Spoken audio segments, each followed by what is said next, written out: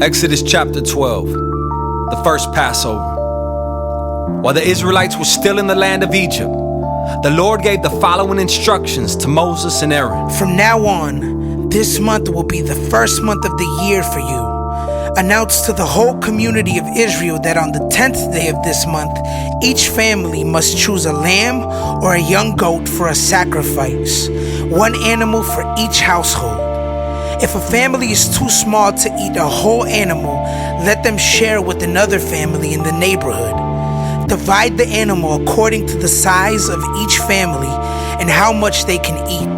The animal you select must be a 1-year-old male, either a sheep or a goat, with no defects. Take special care of this chosen animal until the evening of the 14th day of this first month. Then the whole assembly of the community of Israel must slaughter their lamb or young goat at twilight. They are to take some of the blood and smear it on the sides and top of the door frames of the houses where they eat the animal. That same night, they must roast the meat over a fire and eat it along with bitter salad greens and bread made without yeast. Do not eat any of the meat raw or boiled in water. The whole animal, including the head, legs, and internal organs, must be roasted over a fire. Do not leave any of it until the next morning. Burn whatever is not eaten before morning. These are your instructions for eating this meal. Be fully dressed, wear your sandals, and carry your walking stick in your hand. Eat the meal with urgency, for this is the Lord's Passover. On that night, I will pass through the land of Egypt and strike down every firstborn son and firstborn male animal in the land of Egypt. I will execute judgment against all the gods of Egypt, for I am the Lord. But the blood on your doorpost will serve as a sign, marking the houses where you are staying. When I see the blood, I will pass over you. This plague of death will not touch you when I strike the land of Egypt. This is a day to remember. Each year, from generation to generation, you must celebrate it as a special festival to the Lord. This is a law for all time. For 7 days, the bread you eat must be made without yeast. On the first day of the festival, remove every trace of yeast from your homes. Anyone who eats bread made with yeast during the 7 days of the festival will be cut off from the community of Israel. On the first day of the festival, and again on the 7th day, all the people must observe an official day for holy assembly. No work of any kind may be done on these days except in the preparation of food. Celebrate this festival of unleavened bread, for it will remind you that I brought your forces out of the land of Egypt on this very day. This festival will be a permanent law for you.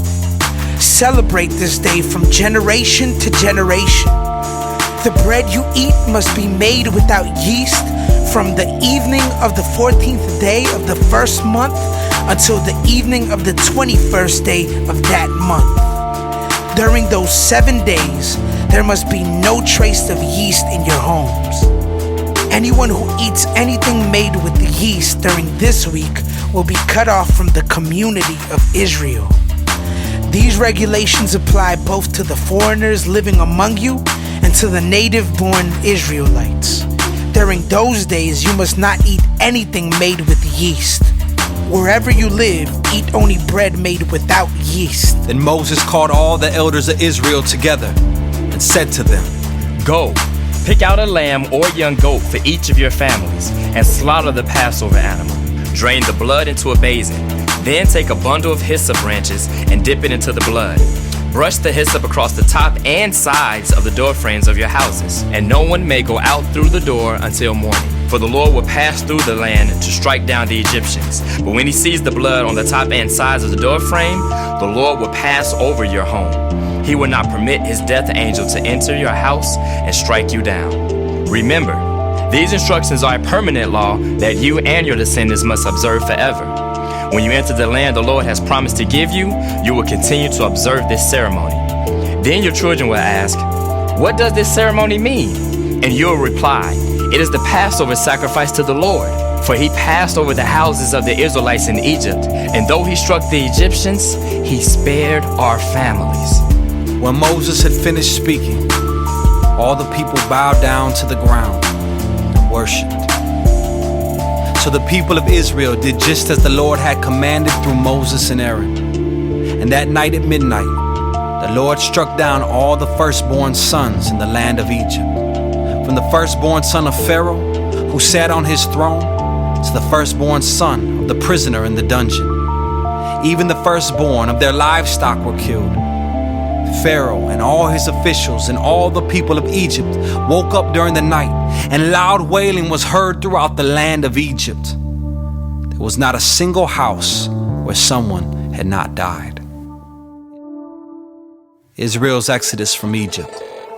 Pharaoh sent for Moses and Aaron during the night. "Get out," he ordered. "Leave my people and take the rest of the Israelites with you. Go and worship the Lord as you have requested. Take your flocks and herds as you said, and be gone. Go, but bless me as you leave." All the Egyptians urged the people of Israel to get out of the land as quickly as possible, for they thought, "We will all die." The Israelites took their bread dough before yeast was added. They wrapped their kneading boards in their cloaks and carried them on their shoulders. And the people of Israel did as Moses had instructed. They asked the Egyptians for clothing and articles of silver and gold. The Lord caused the Egyptians to look favorably on the Israelites. They gave the Israelites whatever they asked for. So they stripped the Egyptians of their wealth. That night the people of Israel left Ramses and started for Succoth. There were about 600,000 men, plus all the women and children. A rabble of non-Israelites went with them, along with great flocks and herds of livestock. For bread they baked flat cakes from the dough without yeast they had brought from Egypt.